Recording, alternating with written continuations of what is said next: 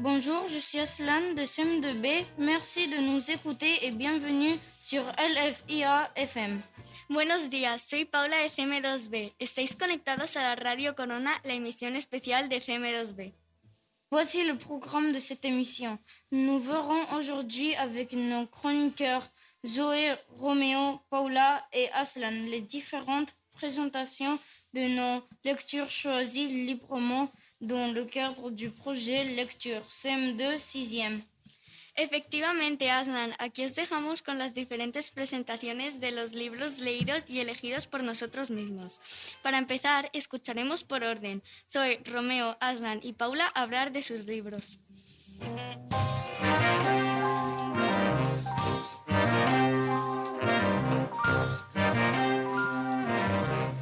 Hola, soy Zoe y os voy a presentar el libro que he elegido. Se titula Les Monuments de l'Homme, autor Alain Surgé, ilustrador Marie-Gaëlle Tramont. Este libro habla de dos primos llamados Morgan y Ludovic. Morgan y su primo van de excursión al Louvre con el colegio. En el museo descubren que debajo del Louvre se esconde un tesoro de un caballero templario de la Edad Media. Así que a la mañana siguiente cogen sus cosas y se infiltran en el Louvre para buscar el tesoro en el subterráneo del museo. Pero un malévolo peligroso les dificultará el camino hasta el tesoro medieval. Me ha gustado este libro porque es emocionante ya que va enganchándote si te gustan los libros de misterio o aventura. Mi parte preferida fue cuando consiguen entrar en el museo haciéndose pasar por alumnos de otra escuela. La historia sucede en la época contemporánea en el Louvre. Los personajes principales son los primos Morgan y Ludovic. Morgan es la más valiente y su primo Ludovic el más maduro y prudente. Y esto es todo. ¡Hasta la próxima! Gracias, Zoé, ha sido muy emocionante. Maintenant, nous continuons en français avec Roméo sur son livre qu'il a choisi. À toi, Roméo.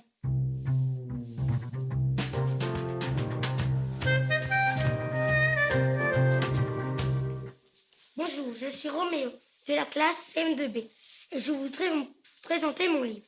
Le titre Astérix et la Transylvanie. L'auteur René Cozzini et Albert Uderzo. L'illustrateur Didier Conrad. L'éditeur Albert René, le genre bande dessinée. Le lieu Rome, l'époque 50 ans avant Jésus-Christ. Les personnages principaux Astérix et Obélix, des Gaulois et Coronavirus, un romain. Résumé de l'histoire. À Rome, Bidifus, le responsable des voies romaines, organise une course pour tous les peuples connus. Astérix, Obélix et un autre ami vont dans un marché. Ils vont voir une voyante qui prédit le futur pour Obélix. Celui-ci profite pour acheter un char gaulois. Et la course transitalique est présentée en détail. Elle va durer 5 jours et les participants doivent aller de ville en ville 5 fois. Ce que je pense de l'histoire, elle est très intéressante, l'intelligence des Romains, les légionnaires et Jules César, est impressionnante et m'a marqué. Un passage que j'ai bien aimé quand les légionnaires laissent passer le coronavirus et les cimbres, mais pas les autres concurrents. Merci Roméo. Nous savons maintenant quel genre de livre tu as choisi. Certainement que tout le monde sera tenté de le lire et en profitera. Nous allons passer maintenant à la présentation du livre d'Aslan qui a les lire aussi motivant. On l'écoute, Aslan.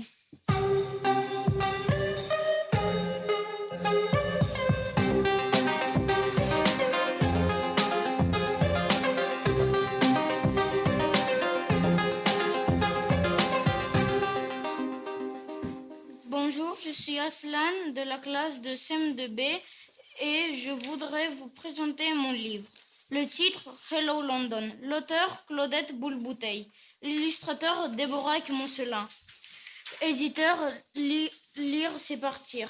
Résumé, le livre présente la ville de Londres comme le London Eye, la Couronne, la Tamise, etc.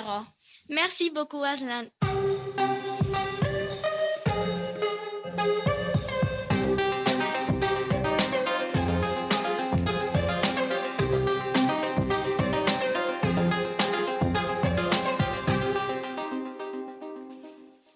Hola, soy Paula y hoy os voy a presentar el libro que he elegido. Se titula Mystère à Paris. El autor es Thea Stilton, de la editorial Alba Michel Jeunesse. La historia es, durante las vacaciones de primavera, las chicas van de viaje a París donde comparten un apartamento con su mejor amiga Julie. Julie ofrece a Colette un magnífico chal rosa pálido que formaba parte de la colección del desfile que ella diseñaba. Pero la colección de ropa ha sido robada. Las chicas buscan sin resultado y cuando regresan, el ordenador portátil de Julie también había sido robado. Lo buscan y lo encuentran roto en la calle. Persiguiendo al ladrón, llegan al centro comercial, donde en un vestuario el chal también desaparece. Las chicas persiguen al ladrón hasta el teatro y cuando entran se abre una trampilla y caen sobre un montón de ropa. Allí descubren que el ladrón es... Bueno, para saber el final tendréis que leer el libro. Je te laisse la parole pour conclure cette émission. Wow, c'était vraiment très chouette de passer ce moment avec vous. Merci aux super chroniqueurs et aux auditeurs fantastiques qui nous ont suivis aujourd'hui. Nous espérons vous retrouver bientôt pour une nouvelle émission. En attendant, portez-vous bien. Au revoir. Adiós.